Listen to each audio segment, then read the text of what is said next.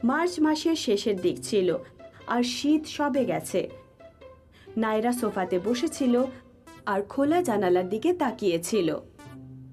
গরম হাওয়া আসছিল বসার ঘরে।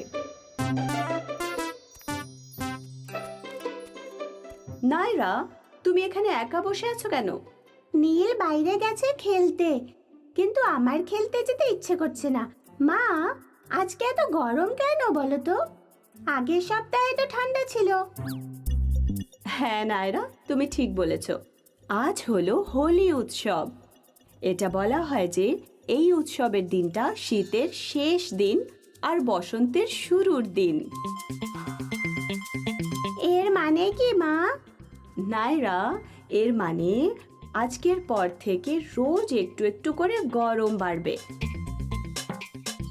গরমকাল খুব তাড়াতাড়ি শুরু হয়ে যাবে।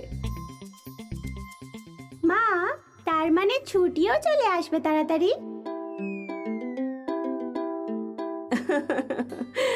হ্যাঁ নায়রা, ছুটিও খুব তাড়াতাড়ি এসে পড়বে।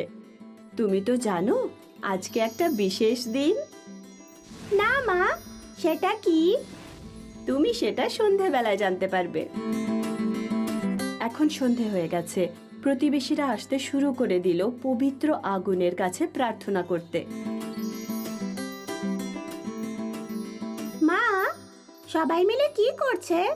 ওরা আগুনের কাছে প্রার্থনা করছে? নায়রা, তোমাকে মনে আছে সকালে আমি কি বলেছিলাম? কি মা?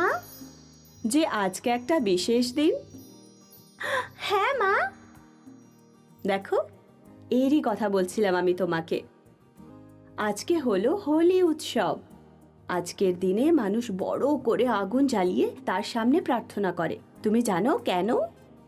না মা, কেন করি আমরা? এইভাবে আমরা ভগবানের কাছে প্রার্থনা করি।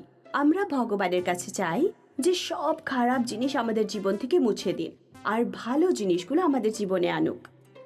তাহলে মা, ভগবান কি সব ভালো জিনিস আজকে আমাদের দেবেন? তোমার কি চাই নায়রা? আমি আগামীকাল স্কুলে যেতে চাই না। আমি খেলার জন্য ছুটি চাই, আর আমি সারা দিন ঘুমোবো। হ্যাঁ নায়রা, ভগবান তোমার ইচ্ছে পূরণ করবেন। কালকে ছুটির দিন, কারণ এটা হলো হোলি, আর পরের দিন আমরা আগুন জ্বালাই বলে। পরের দিন সবাই মিলে রং খেলবে, সবাই মিলে ভালো ভালো খাবার খাবে আর খুব মজা করবে। বাহ, আমিও রং খেলতে ভালোবাসি, আর টেস্টি খাবার খেতেও।